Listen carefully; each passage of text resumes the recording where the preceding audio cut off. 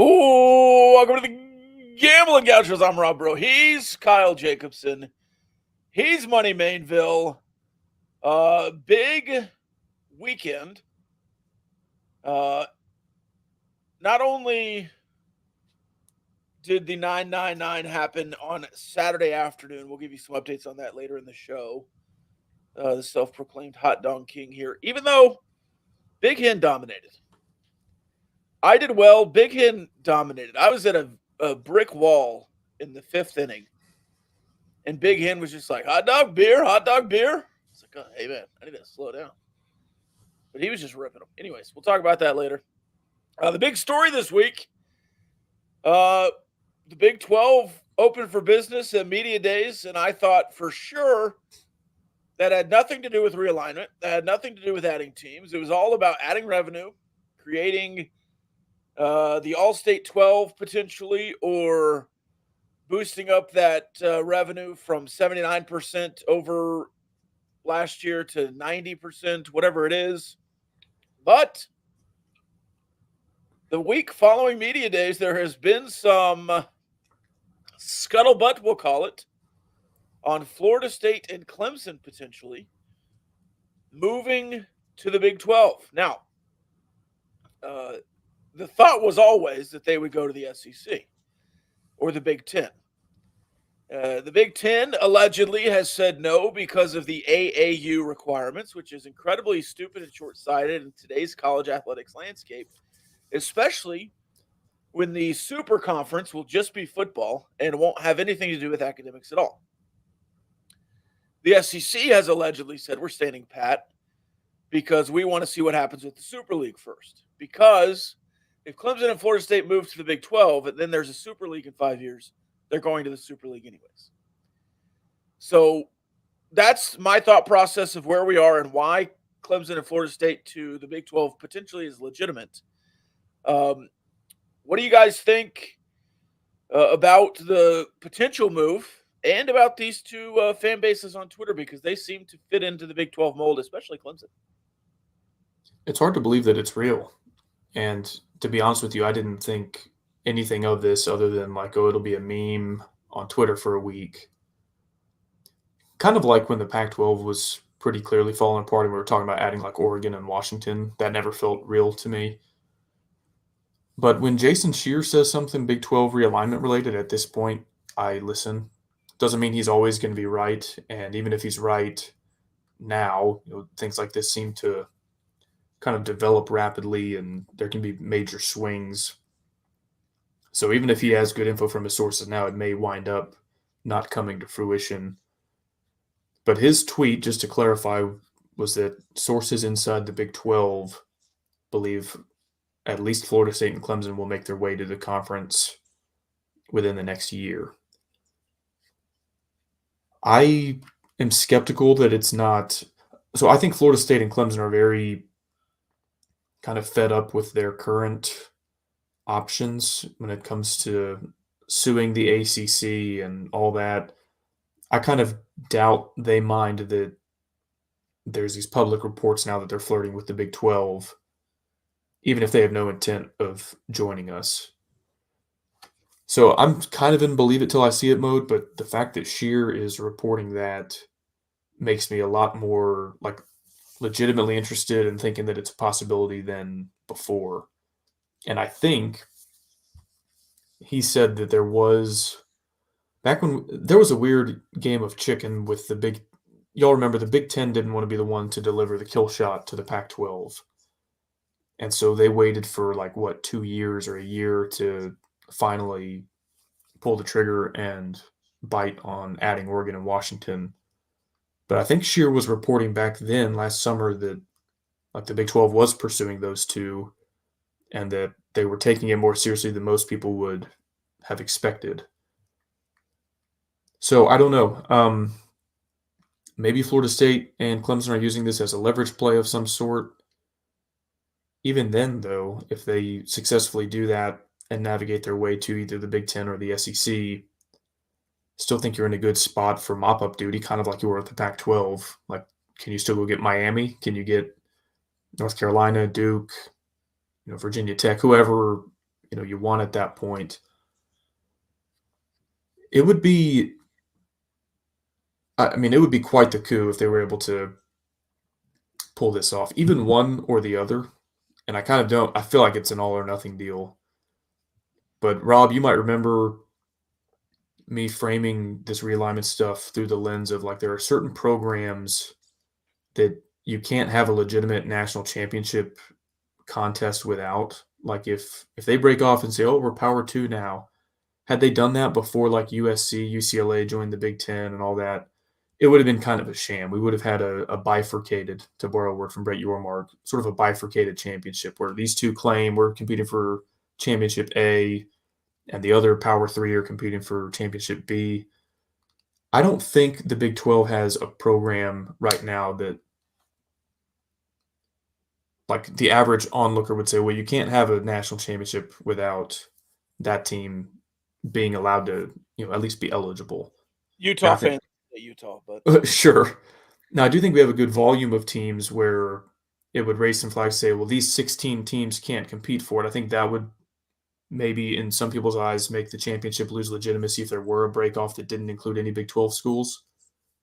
But adding Florida State and Clemson makes it to where, like, you completely cannot have a legitimate national championship contest without those two.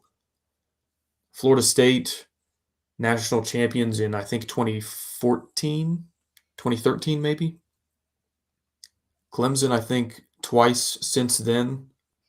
Made the playoff, I think, 6 times, made the final 4 times. So it would solidify your conference, not just, I mean, they would immediately come in and be the 2 most valuable programs from a TV viewership standpoint, a brand standpoint, but from a competitive legitimacy standpoint, I'm not going to say you're on par with the Big Ten or SEC because I think they would still have like teams 3, 4, and 5 in those conferences are probably better than teams 3, 4, and 5 in the Big 12. But I do think you reach a depth point where like team 8, 9, 10 in the Big 12 is just as good, if not better, than teams 8, 9, 10, 12 in some of these other conferences. Especially the Big 10, I think there's a huge drop off after Ohio State, Michigan, Oregon, USC, maybe Penn State. After that, it's kind of like, yeah, Nebraska was good 25 years ago. Wisconsin is like always 9-3. So all that to say, it would be incredible if they were able to do it, and I feel like it wouldn't stop there. I think the ACC at that point, any team that could leave the ACC would, and so you're probably, I think, getting Miami at that point, and then one more to go to 20 teams. At that point, I think it's a very legitimate Power 3 conversation. Like, there's all these stats out there right now about current members of the Big Ten have this many national championships. Current members of the SEC have this many national championships. And there's not one, I don't think, in the modern era for football in the Big 12. Like, I think TCU has one from 1945. So this immediately gives you 2 of the very best programs in the 21st century. I would contend better than the 2 quote-unquote blue bloods that you lost in Texas and Oklahoma. Oklahoma's last title was 2000. 2000. Texas was 2005, so they have one each this century, but both now 20 plus years ago, coming up on. Clemson in the last decade clears, I think, everybody but Alabama, maybe Georgia. Adding that plus Florida State's pedigree, and Florida State, what I like about them is they've been able to maintain it after Bobby Bowden. They won under Jimbo. They should have been in the playoff, in my opinion, 13-0 last year under Norvell. So all that to say, I think there was some cope from Big 12 fans that, oh, we're better off without Texas and OU. And like I actually do believe that's true in some ways. Like, you don't have the toxicity, you don't have 2 schools dictating to the other however many about what the conference is going to be like. But it was clearly bad from a competitive perception standpoint, from a money standpoint. But if you replace those 2 with Clemson and Florida State, to say nothing of the 4 you added from the Pac-12, I think there's a very legitimate case that you're better off than you were before any of this round of realignment got started, I think now 3 summers ago. So I'd be all for it. Where I was going with that last point on like total national championships within each conference, assuming Miami came in as team number 3 in what would ultimately be a 4-team deal, you're suddenly, I think they've got 5. Florida State, I think, has maybe 4. Clemson has 3 total. They have one back in the 80s. Like, all of a sudden, you're every bit as good in that type of metric, first round draft picks, NFL draft picks, all that stuff that is kind of used as different measurements for how elite is the top of your conference. Like suddenly you catch up to the Power Two overnight if you had those three schools. So again, I'm skeptical, but if Jason Shear is reporting it, it makes me believe there's at least some smoke there. And maybe we're getting fooled and this is a leverage play and it turns into you're not getting Florida State and Clemson, but you're getting NC State, Virginia Tech, Pitt. I think that's a good outcome as well. It's obviously not as good as Clemson and Florida State, but the fact that there's any movement here sounds extremely impressive to me. Like it's a pleasant surprise because I kind of never bought that anything would happen with the ACC. I thought their grant of rights was rock solid, and maybe it is, and that's where this private equity comes into the equation. If you can just straight up buy it out for tens of millions, hundreds of millions, whatever it is, maybe that's the only chip you have to play right now. And if they want out of the ACC badly enough, maybe they go for it. There's a couple of questions from Mike here. Would you take Florida State Clemson if they demanded Texas size larger payouts than the rest? Absolutely not. And I think the payment they would get from the Big 12 is bigger than the ACC payment. So I don't know why they would need a larger payment to be in this conference as opposed to the ACC. And the Big 12 is a better conference than the ACC, top to bottom. So it's not like they're losing anything by coming to the Big 12 as opposed to the ACC. They wouldn't need a bigger payout. Yeah, right now, I think for all intents and purposes, the payout is even. I've seen Big 12 fans and I've seen ACC fans argue. It kind of depends on exactly which estimate you look at, but I mean, it'll be like one is at 34.7 million for the annual payout, the other's at 34.1 million minutes. Let's just say for the sake of conversation that it's exactly even. Yeah, but theirs is locked in and ours will grow. Exactly, especially with those two schools. Like our median school is not anywhere close to the value Florida State and Clemson bring. They have apparently they have no avenue to grow through 2036. This is 12 years from now if they stay where they are. Yeah. So even if they are able to leave for equal dollars, which I think we would get a little bit more as a conference if they joined, they'd be able to re-up in 2031, 5 years before their ACC contract is up. And at that point, once it's renegotiated and the viewership they brought in, the level of football I think you'd be at, you would get, I don't know if it would be Power 2 money, but I honestly can't imagine because you're going to market before the other two go back to market next. I think you would close the gap in a way that even if you're not getting exactly what they get, it would be a marginal difference where every team in the Big 12 could be just as competitive nationally, just as competitive at the top of college football from a resources standpoint. Of course, Rob, your point is always just because Vanderbilt has money doesn't mean they're going to be good at football. So it's incumbent on those athletic programs to do something with the dollars. But I think you would be by 2031 when you renegotiate on roughly equal footing. If it was Florida State, Clemson, and Miami, and let's throw West Virginia a bonus, say Virginia Tech. Yeah, that's 55 million. 60? I would think. And then we don't know the big wild card in this too is what could you get for football only? We're told that that's 90% of the value of this. Could you get 55 million only for football and then get a basketball deal bifurcated 15, yeah. for another, I don't know, 8 million? Money, do you know how much the Big East per team payout is right now? I just saw that they got a new contract. No idea. If one of you can Google that real quick, it was a not insignificant number. And I think that I would say roughly equal in basketball only value to the Big East. Like they have UConn, they have storied programs, but you have now Kansas, Arizona, Baylor. If you brought in those schools, you'd have a ton of visibility on the East Coast. I don't know if this is a big TV draw, but Houston, very good program lately. Texas Tech, very good program in the last decade. I think you could make roughly Big East money, and they're a regional conference. Now they're in some very valuable markets in the NYC area, DC, Philly. But I think you could get Big East basketball money plus, Rob, you just threw out the number 55 million. I think that's roughly fair for football only. And suddenly I think you'd be at least 60 plus million per year just from media payouts, and then whatever the playoff payout becomes. I'm not sure what that looks like if the ACC dissolves. But yeah, I think you catch up in a very meaningful way, if not dollar for dollar. You can certainly compete if you're within, I don't know, 15, 20% of the quote unquote power two media payouts.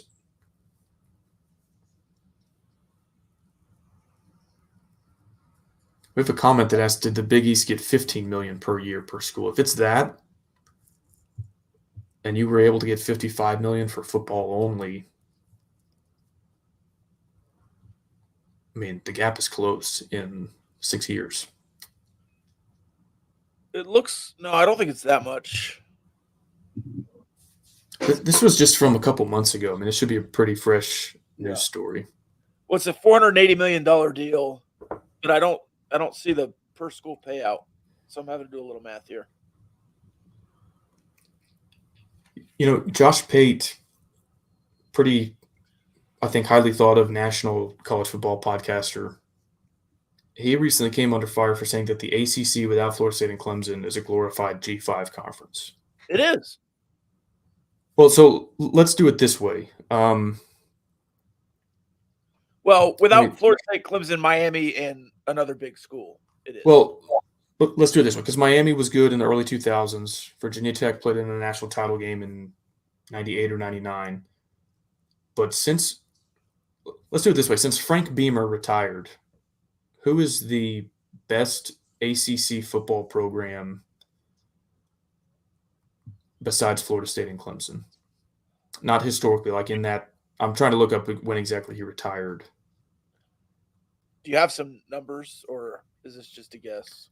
I'm riffing. Well, he was head coach there until 2015. Hang on, let me pull up his head coaching record. North Carolina has been in the conversation with Mac Brown. All right, let's do it this way. Did you say Notre Dame? Let's do it this way. In 2004, Virginia Tech joined the ACC from the Big East, and they went 10-3, 11-2, 10-3, 11-3, 10-4, 10-3, 11-3, 11-3. That's through 2011. Yeah. Let's go back and start in 2009, so 15 years ago, a decade and a half. They have 3 double-digit win seasons. Frank Beamer retires. Are they the third best ACC football program in that 15-year window? Virginia Tech. Virginia Tech. I know Louisville won a Sugar Bowl, I believe, over Florida in Charlie Strong's last year. That would have been 2012 or 2013, I think. Pitt won the ACC one year. I can't remember if they won that New Year's Six Bowl against Michigan State or not. Wasn't that the fake slide? Yeah, the fake slide game. My point is, whether it's Virginia Tech or Louisville or North Carolina under Mac Brown, I think they've been roughly, a 3-loss-ish team per year. Same with NC State. So whoever it is, I mean, like, let's take those and group them into a tier and say this is the second tier of the ACC. Is that group of teams better than what Oklahoma State has been over the last 15 years? No.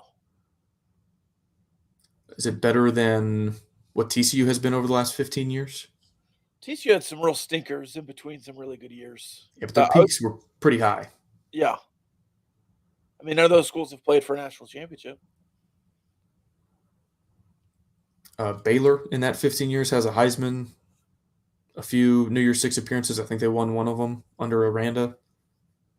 Yep. My point being, if Florida State and Clemson and Miami, for that matter, whoever else, look around and say, who's the – I think right now you could argue the ACC is better because they have Florida State and Clemson. But if those two schools are looking at the rest of the competition, I think they would believe that they were in a stronger conference if they moved to the Big 12 versus stayed in the ACC and said, we can beat each other, and that looks like a good win. And Notre Dame is kind of in the ACC. I get that. They're like, at some point, there's diminishing returns on beating Boston College and Virginia and Georgia Tech every year when we could go beat teams that are more nationally relevant: Utah, TCU, Oklahoma State, Kansas State, West Virginia, whoever. Yeah. So it kind of sounds crazy. It sounds unbelievable. I get it. But I think there are some reasons why this could make financial and competitive sense for everybody involved. So another question here: what if the Big 12 gets Florida State, Clemson, then turns to Duke, North Carolina to maximize basketball money? I think any deal you make football first, and I think you already have enough basketball teams at the top of the conference to get a payout worth something. I don't know that Duke, North Carolina is worth it to leave Miami and Virginia Tech on the table football wise. And I know they haven't been great lately, but I do think you try to build the best football conference and then let the basketball fall where it is. I think at that point, Duke. I'm assuming North Carolina gets picked up somewhere, but if they're on the table, of course, include them in this. Duke, maybe UNC, UConn. They have they have nowhere else to go. I think you could make some kind of just like creative scheduling agreement with them, or say you guys get to play Arizona, Kansas. Send them to the Big East. Sure, and then make a Big East Big 12 challenge, and get more TV money by saying we're going to make sure that UConn plays Kansas in the non-conference schedule every single year. We're going to make sure Arizona plays Duke every single year. Would you take NC State over Virginia Tech? I probably would, but I kind of want to throw West Virginia a bone and just give them a rival out of the ACC. I think that strengthens the conference to have some more regional rivalries. I do like NC State, but you're adding two Florida schools potentially. UCF, you would own Florida at that point. I know Florida is still the cream of the crop there, but I think Florida State is better than them right now. UCF is on the rise. Miami has the history. You'd certainly be in Florida. Mike says it's 3.8 mil your school, but my math said it was seven because it was 80 per year, 11 teams. So that's closer to 7. But from 4 to 7 somewhere for the Big East, I think you can get more than that for the Big 12 just for basketball. Let's call it 10. And that 55 number you threw out for football, if football's 90%, well, I think that was the previous. I think 42 year was the previous deal. How much is the Big Ten? The Big Ten is the gold standard, and I think they're $1 billion a year. But now I don't know what it would be with the new additions. Anyway, I've belabored that point long enough. I think you'd be close enough, even if you didn't match them, that the dollars suddenly don't create this power to and then everybody else dynamic. I think you'd be close enough to compete with the top of each of those conferences. All right, so we've opened up the Notre Dame conversation from Jimmy. Notre Dame's not joining a conference. Although they will not join a conference, but they do have a weird, I think, 7 games a year scheduling agreement with the ACC. And again, if the schools that they would want to play in the ACC, Florida State, Miami, Clemson, are gone, do they create a scheduling agreement with the Big Ten? Do they have no scheduling agreement? They're just fully independent. Do they create a scheduling agreement with the Big 12? I don't know. I feel like that's also far-fetched, but at this point, I'll doubt your mark at my own risk. Yeah. I don't know. Especially if you are talking about renegotiating a new TV deal and you want to bring NBC to the table, even if Notre Dame isn't involved in the Big 12 via scheduling agreement, if they're involved as shoulder content where you get on NBC before and after Notre Dame every college football Saturday, maybe that's an angle you could play as well. Didn't the Big Ten just do that, though? Sort of. They're on NBC every weekend, but I don't think it necessarily shoulders Notre Dame per se.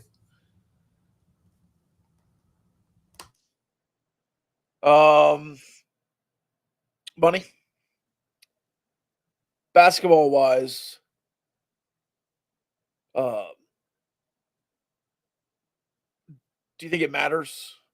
Do you think Duke, North Carolina would move the needle basketball wise, or obviously they would.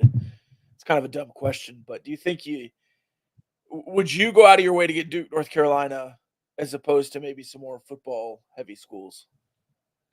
Yeah, I think this is where the conversation gets really interesting for me, because I think, after the 4 corners were added, kind of the smoke was around the Big 12 really gearing towards basketball and maybe calling, Gonzaga, UConn, seeing what they were up to.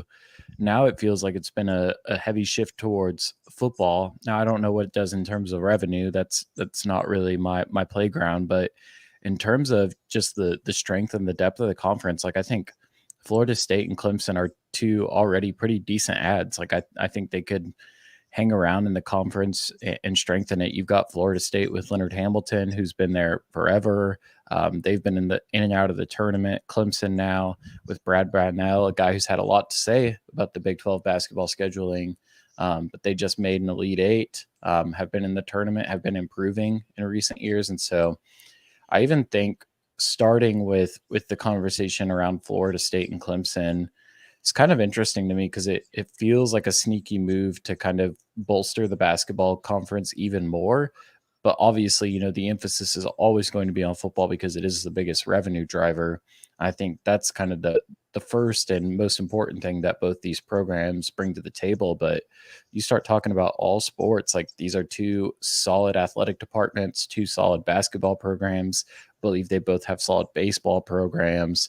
So I think really well-rounded, respected athletic departments. And so I think even starting with those two at least makes me excited as a innocent bystander fan who doesn't know all the ins and outs of TV contracts. It's going to be more competitive, and I enjoy that. You know who I forgot about from an ACC basketball standpoint entirely was Syracuse. And maybe that's not worth much anymore in the post Boeheim era, but I know that Yormark has a fascination with New York. I feel like that's still a big basketball brand that, again, even if not part of the Big 12, but we're looking at just kind of some sort of basketball scheduling agreement with the ACC leftovers, putting Syracuse, Duke, North Carolina, UConn, Gonzaga in some kind of non-conference scheduling rotation with Kansas, Arizona, Houston, Baylor, Texas Tech, Iowa State, seems like it has some kind of value for your basketball contract. If you can make the networks some sort of assurances that we're going to play a certain number of non-con games against these types of brands, these types of basketball programs every single year. And how good is Fran Brown? What does Syracuse football look like in 3 to 5 years? Yeah, I feel like Syracuse football is, no offense, a program that just has no potential to ever sustain success. I love the Dome. It's cool. I would love to go to the Carrier Dome once. There would be another one of those moments of just utter stupidity on the state of college football if we were playing a conference football game in Syracuse, New York in the Carrier Dome. But, I mean, hell, Cal Berkeley is going to go play like at Clemson, which is just insane. But anyway, I digress. What would even be the scheduling with this has 18 teams, but I'm going to say 20 teams if you get 4 from the ACC.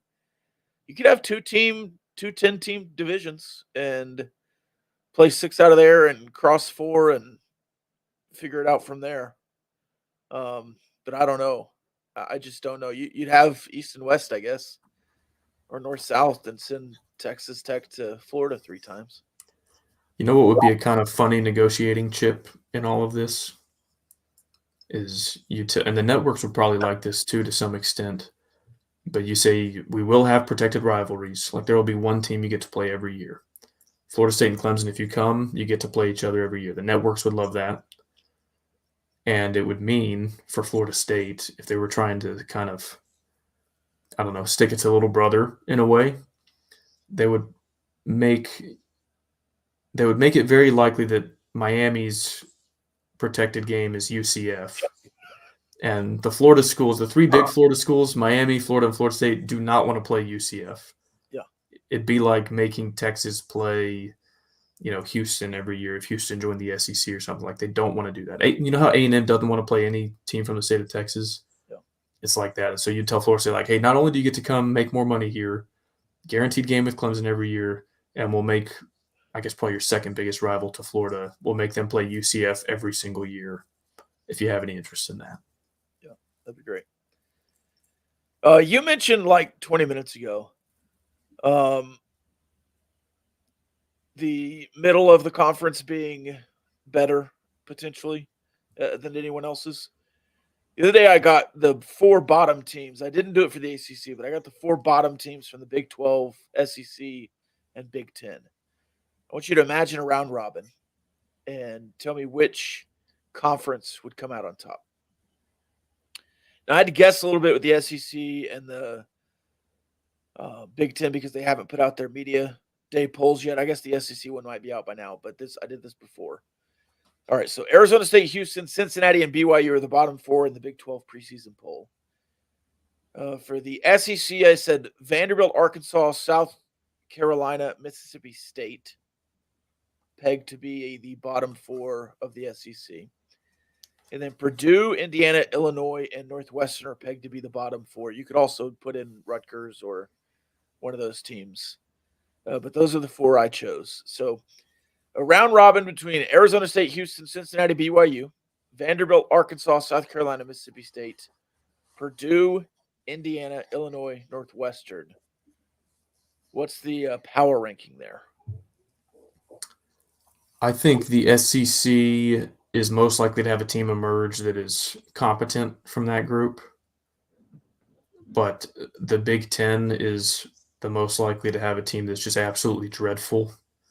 And I think you're kind of splitting the difference there. Like, I don't think our winner would be amazing, but I could see them being like a bowl team, like 6-6 if the cards fall right. But those Big 10 schools you listed, maybe the winner emerges as like a somewhat decent, but like if you're not winning in that round robin, holy cow, how bad can you be? Yeah. And the SEC, I think those are schools that are capable of, like I think South Carolina won 11 games 3 years in a row under Steve Spurrier. Arkansas has been to some New Year's Six bowls at least within the last 15 years. So that they could at least theoretically have a team once every 5 or 6 years that is capable of having a really strong season. And then, like I said, I think you're kind of splitting the difference. So you'd go SEC, Big 12, Big 10? Yeah, I think so. What about you, Money? Give me the Big 10 teams one more time. I put in Purdue, Indiana, Illinois, Northwestern. I think Rutgers and Maryland are right there. So really, I know Rutgers was like they have a pulse under Schiano, but the fact that Rutgers isn't in the bottom 4 of the Big 10 should tell you how bad the bottom 4 is. I mean, that's anyway. Sorry, go ahead, Money. Yeah, I think I'd go that order then.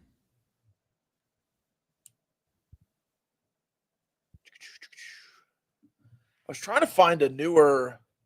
The Big 10 really hasn't done anything. 18 teams in the Big 10. This is from June. This is a power ranking from College Football Network. They've got Northwestern, Purdue is 17, Rutgers is 16, and Maryland is 15. So there you go. Michigan State at 14. Wow. How the mighty have fallen. They've got Illinois up at 10. Hey, one more thing on this Florida State Clemson thing.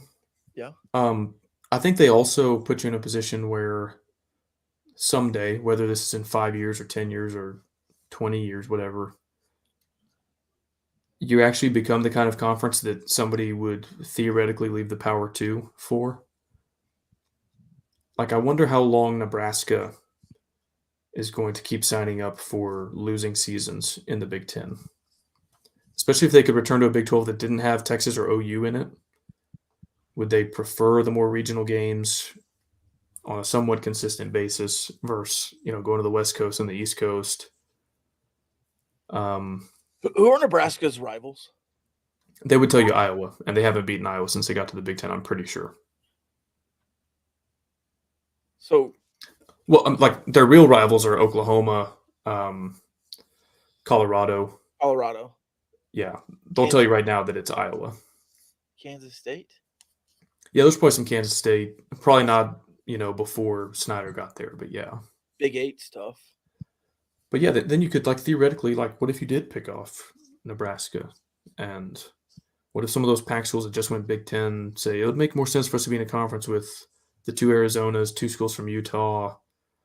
I don't know. I'm just spitballing here. I don't think you would get a flagship Big 10, Ohio State, Michigan. I don't think Texas OU would come back. But I don't know. Could you get What some if of those schools what to if think Oregon about or it? USC flop and say, "Wow, Yeah. we don't want to fly to Piscataway every other year"? Yeah, I'm just thinking about it. When you started mentioning that a team was 17th in the power rankings, I was like, wow, somebody's going to have to finish 18th place this year in the Big Ten. And I think we know generally which programs are going to finish 16th and 18th in the SEC and Big Ten. But like mathematically, somebody else has to finish ninth in the SEC, and they have probably 9+ schools that would consider themselves blue bloods. Like you have Texas OU, Alabama Auburn, Florida Georgia, A&M, Tennessee Auburn. That's 9 right there. Mathematically, even if nobody else punches up like Ole Miss, Kentucky, one of those schools has to finish in the bottom half of the SEC. How long are they going? LSU, I don't think I even mentioned them. How long are they going to be willing to do that before saying maybe we'd be better off going and competing in a conference like the Big 12 where it's just 2 blue bloods, Florida State and Clemson, and we might be able to compete on more even footing. And yes, of course, it all comes back to dollars. But again, we're talking about a world where maybe the dollars are negligible. Does a Nebraska, does a UCLA, does a LSU even think about it? I don't know. Maybe, maybe not.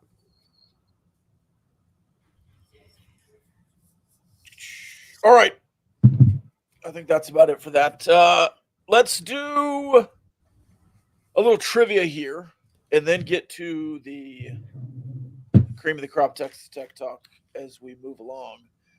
I'm going to ask you guys to work together to give me the top 10 career passing leaders in college football history. There are some very interesting names here. I will start to give hints if you guys have trouble. There are 10 names. Let's hit them. Can we ask a couple of clarifying questions? Sure. Can you tell me how many yards 10th place threw for in his career? 14,607. Okay, so we're talking 4 3,500-yard seasons just to make this list, or like 3 that are 4,000 and change. Yes. Okay, wow. Okay, Money, I've got a few thoughts. Do you want a quick hint real quick? Sure. Because I don't want to throw you off right at the beginning. Or 5 of less than that. I'm sorry? Or 5 seasons of less than that. Yeah, sure. Okay. Okay, Money, I've got a few ideas right off the bat. I think the 2 Hawaii quarterbacks, Timmy Chang and Colt Brennan, are likely on the list from the, super pass happy era there. And Cliff Kingsbury's Texas Tech's career leader, played 3 full seasons. I think he's probably on the list. Are you okay guessing those 3 to start and just see if we're even close? I like the Hawaii picks. I was actually leaning a different Texas Tech quarterback. I'd probably go Harrell. Sorry, yes, that's what I meant. Harrell is Tech's career leader. And I believe I actually know number 1 because I've played so much Road to Glory that I always look up who the stat leaders are, and I want to see if I've surpassed them in my career. And I'm pretty sure it's Case Keenum. That would be a great. Okay, Rob, we'll lock that in. Case Keenum, Graham Harrell, Timmy Chang, Colt Brennan. Keenum, number 1. Timmy Chang, number 2. Graham Harrell, number 4. Colt Brennan has been pushed off the list. He's at 12. Dang, okay. So there's enough recency that he's been pushed off the list. There's another little hint. So now I'm thinking 1, 2, and 4. Yeah, COVID year guys, especially recent, who have played a lot of football. Like my mind goes to like maybe Bo Nix. He's super old. I think that's a good guess. Bo Nix, number 6. Great guess. So Penix was hurt a lot, but benefited from a COVID year. But he missed a lot of time. Penix, 15. I don't know if I want to guess Penix. You don't get strikes, so you can just throw names. Let me think here. So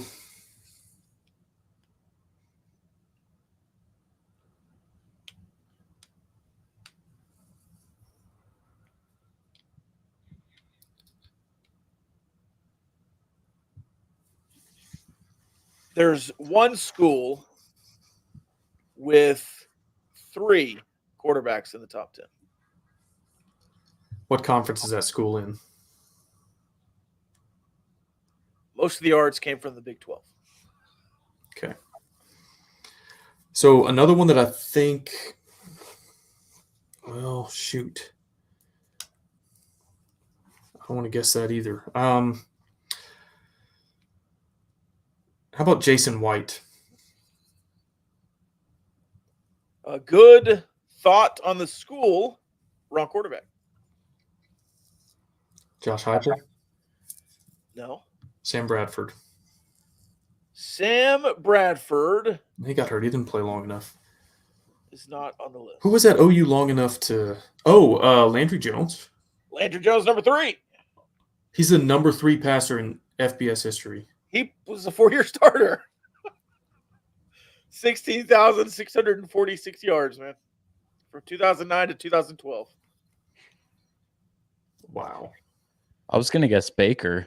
Baker, number 10. That's impressive because he only played 2.5, right?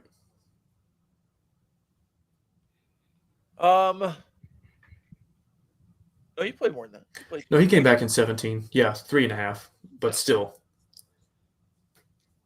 All right, yeah, one more Oklahoma quarterback.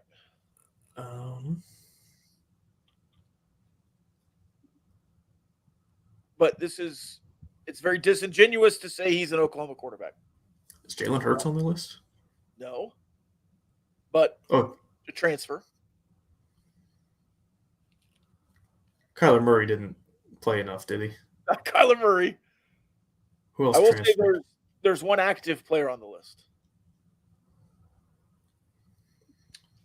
Oh, the Oregon guy. Who's the guy that went to Oregon? Number Dylan 8. Gabriel? Dylan Gabriel. Well, he's not an OU guy. He's at Oregon. Right. But it's listed as Oklahoma because he hasn't played for Oregon yet. Okay, well, I'm not looking at the list. That's But he why I'm played having a harder time with this than you are, Rob. Sorry. Played at Oklahoma. All right, so we're missing 5, 7, and 9. Colt McCoy was a 4-year starter and pretty prolific. Colt McCoy, number 21, 13,000 yards. So not far off. Is there a Kentucky quarterback on here from the Hal Mummy days? There is not.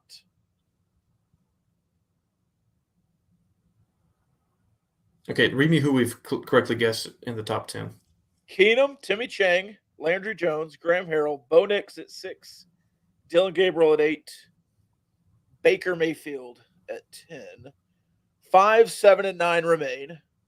5 is he played from 2018 to 2023. 7 is a current Big 12 school.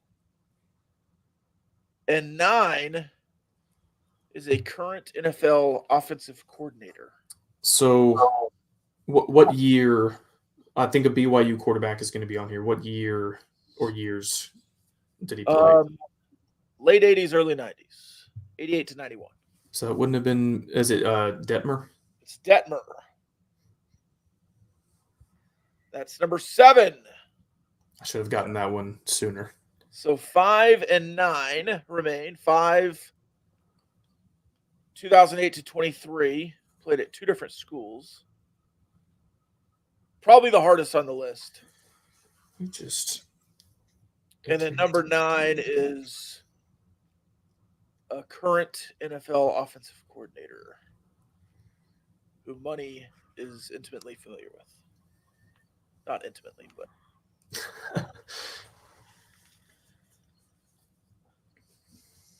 Kellen Moore? Kellen Moore, Yeah. the Boise State quarterback. I think he It's number 9. I wonder if he still has a record for wins. I think he left with the record for wins as a quarterback. He got it right after Colt. You said that was the hardest one on the list? No, number 5 is the hardest one on the list. He was active until last year, 18 to 23. Who would that have been? What conference did he play in? What conference did he finish his career in? The ACC? If I Oh, it's Sam Hartman. Sam Hartman, yeah, he didn't finish in the conference. He finished independent. Sam Wow, Hart. he's 5. 5 all time, Sam Hartman. You He could had a have given couple of me. really big years. You could have given me years to guess. I never would have. Yeah. So between Wake Forest and Notre Dame, he never passed for more than 4,300 yards. But he had stat earning seasons in 6 years. 1984, 830, 2224, 4228, 3701, 2689. He should have an asterisk. It's a fraud that he's number 5, but he's there. Even when Money said Sam Hartman, in my mind, I pictured Sam Howell because he's also an ACC quarterback, and I was like, no way. He only started like 2 years there. Now, the Notre Dame legend, Sam Hartman. Yeah. He had one big year. That was at his final year at Wake Forest, and then moving on. Some just off the list: Luke Falk at Washington State, which I was surprised that he was the Washington State guy. Colt Brennan, Rakeem Cato at Marshall, Holton Ahlers at East Carolina from 18 to 22, Penix Jr. at 15, Mason Rudolph at 16. Sean Mannion, Brett Rippon, Phillip Rivers at 19, and Corey Robinson from Troy. That's the top 20. I was trying to remember that kid from Marshall's name. The next Texas Tech quarterback, Cliff Kingsbury, at 37. Wow. And then Patrick Mahomes at 73. Now, if you flip to the season leaders, Texas Tech's much more prevalent. Yeah, for sure. All right, there you go. Top 10. Do you have the season leaders list right in front of you? Yeah, I can get to it because it's right here, single season. Can you tell me how many have thrown for 5,000 plus? 18. That's it? Yep. We've got 5 of them, right? Yes. Wow. Well, 5 seasons, 4 players. Right. Holy cow. So we only have one guy in the top 36 for a career, but we have 5 of the best 18 seasons ever. Yep. Wow. Because Cliff only had 5,000 his final season and was not as prolific. He played 4 years, but the offense was not as prolific in the first 2, and then he kind of got cooking there late. You want to take a stab at any single season, or you want to do that next time? You know the top 3. I mean, I know BJ is on there. Yeah. Well, then who beat BJ? Harrell. No. Mahomes. BJ held the record for a long time, and then Oh, Zappy. I thought you meant at Tech. So Zappy, Simmons, Harrell, the top 3. Okay. I mean, again, I think Timmy Chang and Colt Brennan have a high likelihood of being on there. Colt Brennan, number 8. Timmy Chang, I think, was just a long-time quarterback and not a – yeah, his best is 44.74. Okay, is Burrow on there? I think he hit 5,000. Joey B, number 4. And then next quarterback has the next 2 spots. One of them's got to be Keenum because he's first all time. That's Keenum. Did a Lincoln Riley quarterback ever do it? Not in the top 10. Yeah, they ran too much. But there are more Mike Leach quarterbacks, or at least one more Mike Leach quarterback. Falk? Not Falk. Halliday? No. Minshew? No, the other one. I wouldn't have said this guy's name either. I don't think I could have remembered this guy's name. He was the final Mike Leach Washington State quarterback, I think. I can't remember. Anthony Gordon. And then Colt Brennan, you said. Another guy from the top 10 list of the other one. Penix. Did he have the 5,000-yard season? Detmer. Oh, yeah, Another of course. Houston quarterback from 1990. Is that Andre Ware, or was it Say the guy's name. Klingler? Klingler. Graham Harrell, you already said at 11. Prolific mid NFL quarterback who will end up with some space on the NFL record books too, but has never won anything, not even a playoff game. From 2013 at Fresno State. Oh, Derek Carr. Derek Carr threw for 5,083. I don't think you'll get this one. Paul Smith at Tulsa. Nope. Brandon Doughty at Western Kentucky. Patrick Mahomes, you mentioned. Another Hawaii quarterback that I do not remember. McDonald? No. Oh, I remember him with the dreads. No, Bryant Moniz. No, I wouldn't have gotten that one. Case Keenum again. He had 3 5,000-yard seasons. Oh, my gosh. Cliff is 18. That's the 5,000-yard seasons. Okay. Interesting. Mason Rudolph at 4,904. Penix at 4,903. Just off the list. So there you go. There's the passing trivia for the day. Yeah, Keenum had 3 there, Mike. Kid from Marshall is Henry Columbia. No, he's not. He's not the one. I wonder what Zappy's overall career was. I wonder what he did at Houston Christian because those don't count. He just had the 1 year at Western Kentucky. We'd have to go back in the Houston Baptist record books to find that out. All right, Kyle, do you want to, excuse me, bring us into the next conversation? This will be a weekly episode across the next couple of Wednesdays, but we do want to talk about the first one here on a Sunday night. Kyle, what are we doing? Well, up until football season, which is, as of today, 48 days away from Texas Tech kicking off, 41 days away from week 0. We'll be doing a different position preview every Wednesday. Typically Wednesday. We'll do one here on Sunday. And we should, I guess, run out of position groups a couple weeks before the season when we pivot to season prop bets and predictions and all that. So I don't know what order. I don't know why I chose this, but we're starting with the defensive backs. Corners and safeties only. We'll do the star position with the inside linebackers just to keep it balanced. First thing that jumps off the page to me is how much age and experience you lost in this group. Rabbit, I think, was a 5-year player at free safety, 4th-round pick, I think 102nd, 103rd overall. So basically a top 100 NFL draft pick. He could blitz when asked to. He would pick off passes, good tackler, and I think at that position, sort of playing the center field spot and sort of the last line of defense. Very important guy to not screw up his assignment, and you kind of lose some of that trust that a fifth-year senior builds up over his career.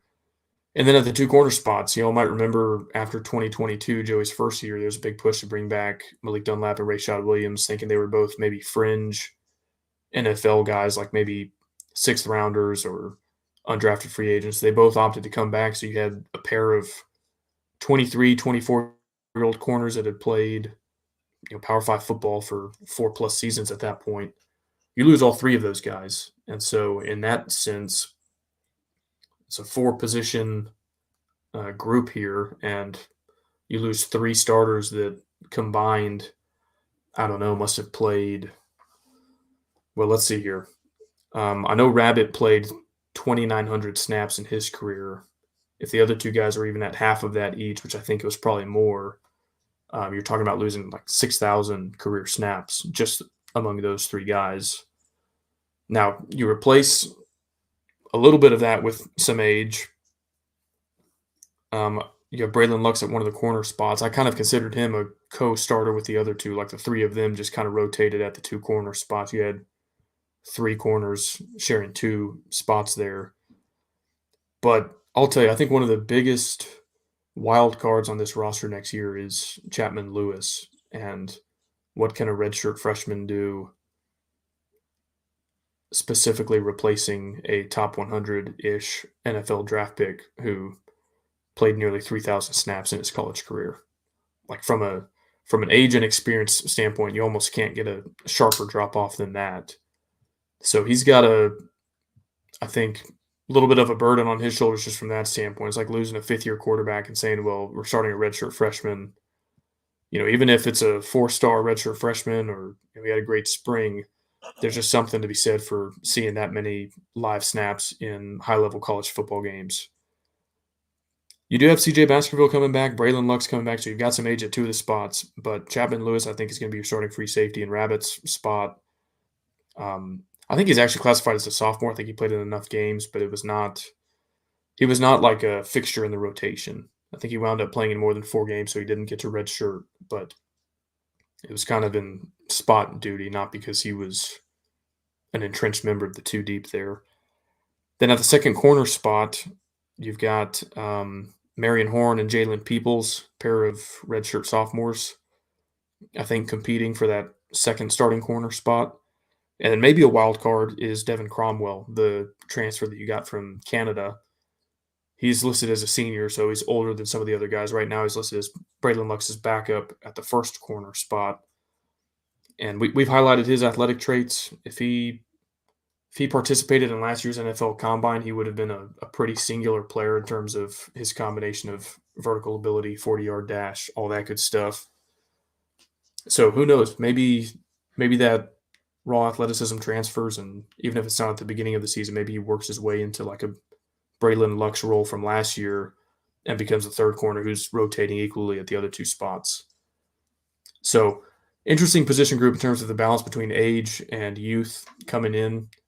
And I alluded to it last episode, Rob, you're sort of at, I think this position group embodies the inflection point you're at between needing to plug some holes with transfers the last couple seasons, bringing in a Braylon Lux, bringing in a CJ Baskerville, versus some really high-level recruiting. I think Marion Horn was a 4-star. I think Chapman Lewis was a highly thought-of 3-star. And you're giving those guys some run now and saying, we're going to let you sink or swim. We're not going to bring in a fifth-year transfer to start over you. So we'll see how it goes. But that's kind of the overview from a personnel standpoint, at least in the 2 deep. And then there's more guys that could maybe contribute further down the depth chart. But what are your initial thoughts on the strength of this position group? Yeah, it's interesting. I really like Braylon Lux and what he did toward the back half of last year. But he's really the only one that's stuck in a position. Baskerville played 2 different positions last year. They moved him to deep safety later in the year. He's really the only one that kind of stuck where he was. Going back past the 2 deep, redshirt freshman, redshirt freshman, redshirt junior who probably won't play, true freshman, redshirt freshman. And you have a lot of guys who are here for year 1 or 2 that are going to be contributing. And then Chief Collins and Joseph Plunk. Joseph Plunk might actually get on the field. I like Joseph Plunk, but he's not one of these guys that you're looking at and saying, Malik Esquera, Miles Thompson, Macho Stevenson, all these guys from the last 2 classes, Peyton Morgan from their most recent class. It's interesting. And then you have a bunch of McGuire guys here in the 2 deep, in the secondary, transfers or otherwise. You've got,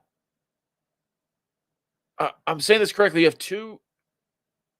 No, wait, you have 100% of Joey McGuire guys because Lux and Baskerville were in the McGuire era, yes? So the secondary is 100% McGuire in the 3 deep, which is pretty insane. I know it's year 3 or heading into year 3, but to not have anybody left that is in any of those classes. Now, I guess you could argue a couple of those guys were recruited first by Wells and then closed by McGuire. You could argue that, but they never played for Matt Wells. So it's a young group. Even with the transfers, it's a new group. I'm excited, though. I'm excited about the athleticism. And I think at Baylor, the secondary is really where you excelled in those defenses that got pretty dadgum good for a couple of years under McGuire. I'm blanking on his name. You got Houston now. Jalen Petrie. Jalen Petrie. If you could find a Jalen Petrie in the next 2 years, I'd be very excited. I guess he probably plays the star, but Money, any thoughts on this position group? I've got some PFF notes to share, but I want your initial reaction first. Would either of you disagree with me if I said corner has been one of the consistently weaker position groups for Texas Tech over the last couple of years, or would you think I'm wrong? in the last decade, I would absolutely hammer that point home. Yes. In the last couple of years, I think you've been better, but would still agree. Yeah, decade I would agree, but I think that Dunlap and Rashad Williams did a lot to shore that up over the last couple of years. Yeah, because I think there's been a lot of individual bright spots, but it feels like there's usually some glaring weakness with this issue. And obviously, you play in a pass heavy conference, but it sure does feel like you get beat over the top quite a bit. And again, I think part of that is just style of play. You have to face a lot of good quarterbacks in the Big 12. But I think that this is going to be kind of a really interesting position group. Like I think corner, or really the whole secondary unit, but especially corner and offensive line, I think are two of the most important position groups pretty much every year, but especially this year. It really feels like this is the time for McGuire and his staff to really put their stamp on the group that's out there. And I think part of that is because of the recruiting strategy of this staff, I think aligns so well with specifically the corner position, because good corners obviously have good mental abilities. They can read the offense, understand their assignment, know where they're supposed to be.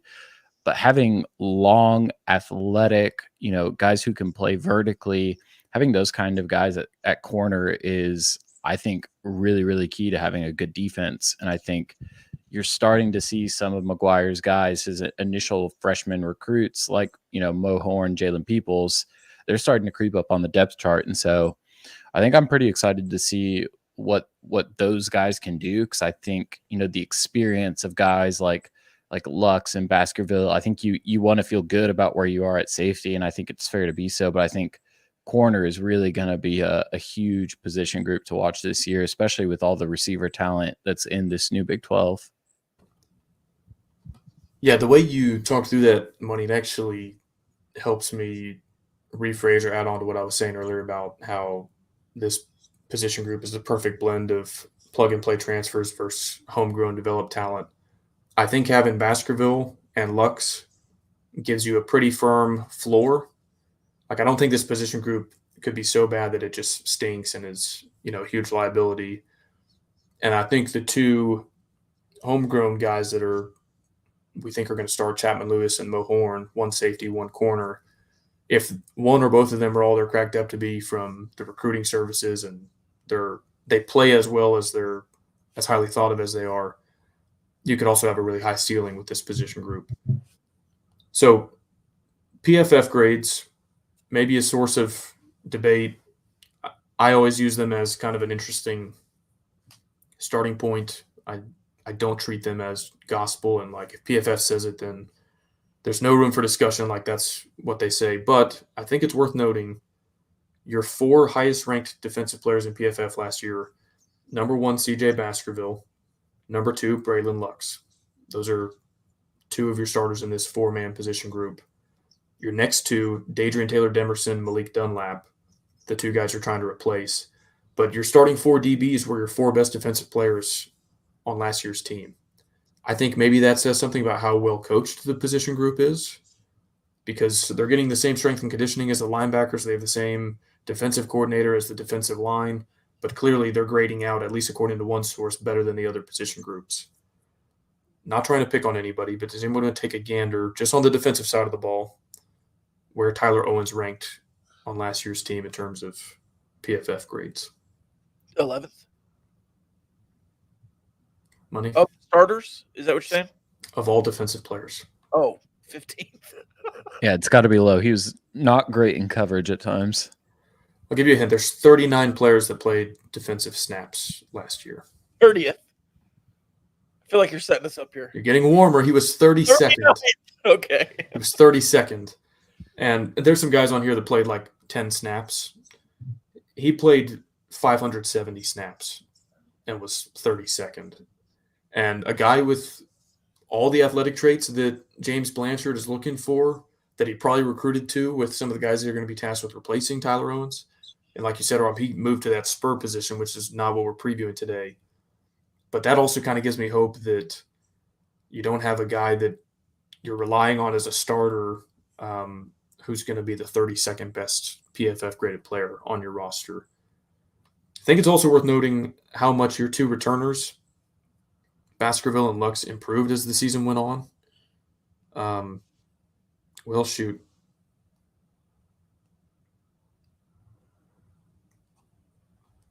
I lost my page. Hang on. Because if you remember, Braylon Lux, he kind of had some good luck. Well, actually, no, just bad luck at the beginning of the season. He picked off a pass in Laramie that was called back because Dyson committed a hands to the face penalty. Yep. And then the next week, I don't know if you remember Oregon's second drive, it lasted 2 plays. And Money, like you were saying, we got beat over the top on a just post-route bomb for Oregon's first touchdown. But let's start with Baskerville. He started in that boundary safety position. He started at star and moved to that boundary safety position. So he bottomed out. His PFF in Morgantown was 38.6, which is dreadful. Like 70, I think, is the mark. If you're above 70, you're a good player. If you're below 70, you've got room for improvement. But after that, a lot of 75s, 70 pluses kind of bottomed out. Like his floor was 65 or 67. I think a lot of that maybe did coincide with the position change, at least to some extent. So definitely a guy that improved as the year went on, especially when they found maybe what was a better fit for him positionally. And then Braylon Lux, you'll see a similar story. Wyoming, 69, so that would say like average. But then his next 3 games were 41, 63, 47. And then after that, his floor is mid-60s, but he's got a 75, an 81, an 80 sprinkled in there. So 2 players that maybe struggled to find their footing during that 1-3 start, but then were really good contributors on the defensive side of the ball when you turn things around and finished, 6-3 or whatever down the stretch. So that gives me a lot of hope that those 2 can really be anchors for this position group, and hopefully that momentum will carry into this season. Like I said, I think it just raises the floor of this 4-man position group.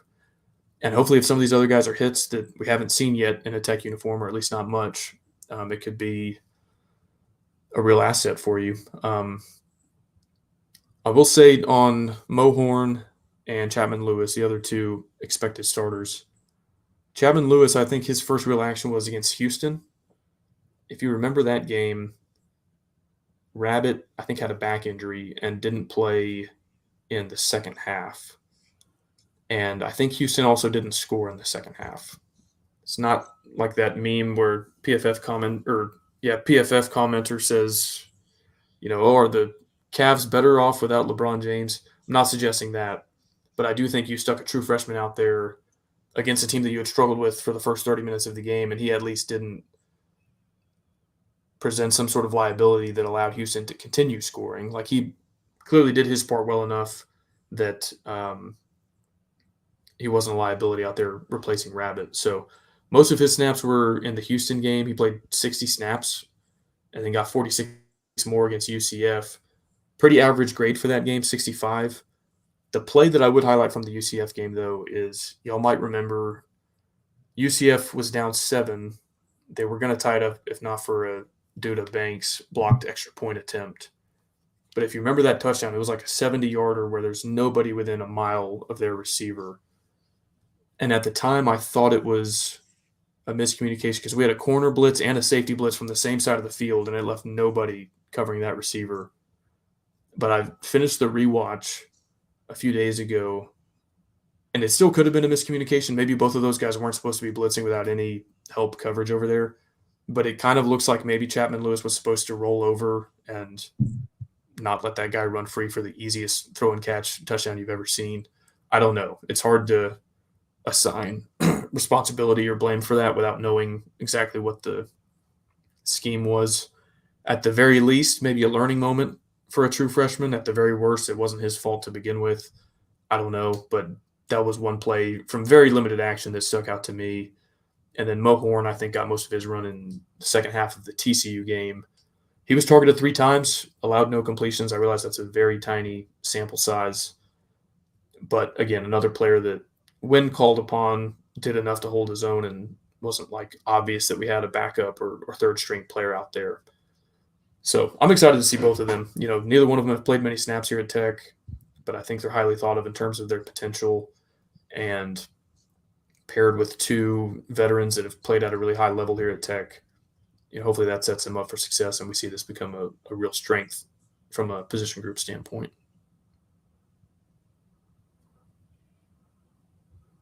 That's the dream.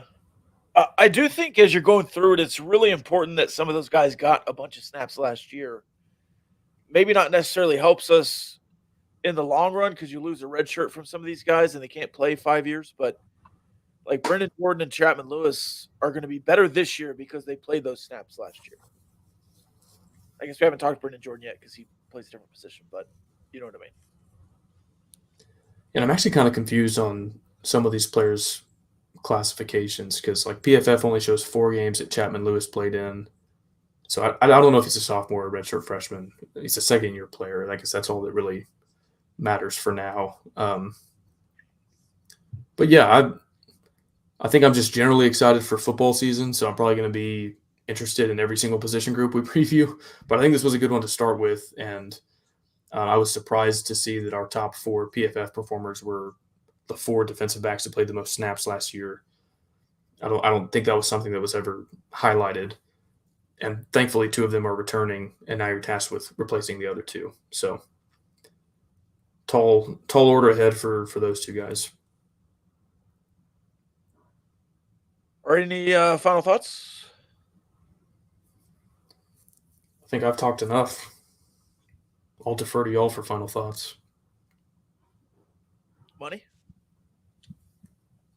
Yeah, really looking forward to college football 25 tomorrow. Spent an ungodly amount of money to be able to play it like 2 days early, but you wait 10 years and I guess this is what happens. But still in the coaching carousel. Usually what I do every year is I'll do a Texas Tech head coach and a Texas Tech Road to Glory QB, and then I'll do a different head coach and then a different, usually QB Road to Glory. But thinking maybe UNT, Vanderbilt, Boston College, Hawaii for my head coaching gig, and we'll see what happens whenever I pick my starting rank as a quarterback now that high school is gone. I don't know if I want to work for it or just go straight to 5-star status. So we'll see. Yeah, that's an interesting bit. Kyle, I don't know if you know this because you're not paying attention to the game, but you can choose to be a 5-star, 4-star, 3-star, or I think even 2-star maybe. And you can, if you're a 5-star, you start off 80 and going to the big schools and whatever else. But if you're 2-star, you're like a 60, and you have to improve and work hard and get there on your own. I'm sure custom conferences will be part of the game. Oh yeah, I would love to throw. The patches change once you change conferences now. Oh yeah, I would love to throw together a revived Pac-10 with the current Pac-2, put like Hawaii and some fun Mountain West teams in there, Boise, San Diego State, UNLV, and make like a new fun after dark conference that gets like a playoff bid every year or something. That'd be kind of fun. I'm excited to maybe go to like UMass or Kennesaw State. Some of these teams that are fairly new to the scene but have not done anything. I don't think UMass has ever won like more than 4 games, and try to get them to glory. Name a group of 5 team that, like I think we talked about this, a couple of Power 5 teams that were sleeping giants, so to speak, and a different type of conversation for a G5. But like it was sort of Houston, I thought, before they got the call up, like you're in a recruiting hotbed. Yeah, UCF. Yeah. Who's remaining that like hasn't pulled a Boise State or a Memphis type season that could? App State. Coastal Carolina got close. Coastal would be a fun school to do a dynasty with. I don't want to play on their field. Don't want to play on Boise State's field either. Especially with the saturation levels I've seen in the clips. Yes. Every color is like super bright. Yeah. If it was kind of a muted teal field, I could do it for 3 years while I'm earning my reputation as a coach. But if it's going to be like fluorescent neon teal, I don't know. No, not for me. All right. Chapman Lewis played in 4 games defensively, but all 12. So I'm assuming he played in a bunch of special teams. Okay. I was only looking at the defensive page on PFF, so that explains it. The kickoff unit on special teams. Yeah. So he appeared in all 12 games. So he is a sophomore. Otherwise, my final thoughts revolve around the Major League Baseball draft. Tommy Tanks taken to open the second round to the Oakland Athletics. Kevin Bizzell listed as the 55th best prospect. If that holds true, he'll go to the Seattle Mariners in round 2. If it doesn't, he could sneak into the back end of round 2, potentially. I think 2 rounds tonight, maybe all the way through the round 2C. Other Red Raiders in the second round, I think Grant Little was in those compensatory picks right after the second round. And then I think both the Young brothers were in the first round. So Bizzell could potentially be the next in the line of top 3 round guys. And that started earlier today. No Red Raiders off the board yet. Some Big 12 players off the board. JJ Weatherholt's the number 1. He goes to the Cardinals from West Virginia. He was the only Big 12. Nope. Carson Benj from Oklahoma State. Kalen Culpepper from Kansas State. Both also go in the first round. The Rangers select Stanford catcher Malcolm Moore. But Kevin Bizzell not off the board yet. All right, that was my closing thoughts. That's all I got. You're going to tell us about the 999? Oh, the 999 over the weekend. Maybe I can talk long enough for Kevin Bizzell to go off the board. The 999 was honestly more difficult than I thought it would be. We were at Big Hen's house. The dogs were great, by the way. Pet them afterwards. But the dogs were cooked. The hot dogs. Sorry, I said that weird. The animal dogs were nice. Pet them afterwards. I didn't pet hot dogs afterwards. The hot dogs were cooked previous and then just on the counter. So in about the second or third inning, they were pretty cool, which was a little hard to get through. And I was going dry. Once I started using ketchup and mustard, it got much easier. But also, there were base runners in the first inning. If you go back to the game, there were base runners in the first inning. We finished the beer and dog in the top of the first, and we kind of look at each other and like, all right, should we go inning by inning? Should we get ahead of this? And we're both like, no, we'll have time in each inning. And then all of a sudden, there's no base runners in the second, either team. No base runners in the third. 3 up, 3 downs in the fourth. And by the fourth inning, I didn't even open my beer until the inning was over. And so I'm having to catch up. I chug the beer. That creates a bad scenario in my stomach. So in the 5th inning, I'm done. I thought I was at the wall, not going to be able to do it anymore. Then I stood up and, well, quite frankly, burped. Quite a big burp. And that created the room I needed. And the rest of it was smooth sailing.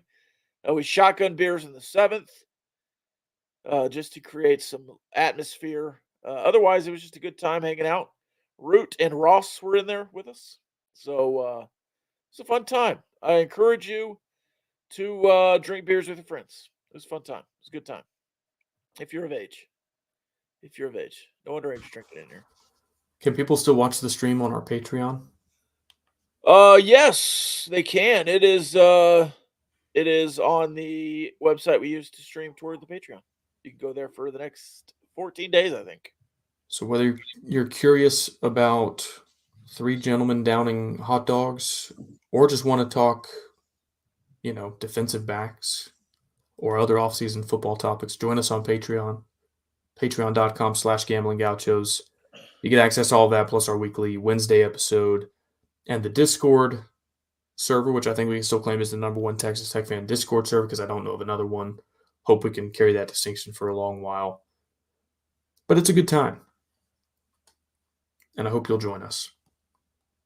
Kevin Mazzell, allegedly the second best catcher left on the board. So if any team needs a catcher, Kevin Mazzell is out there. All right, that's all I got. All right. Love y'all.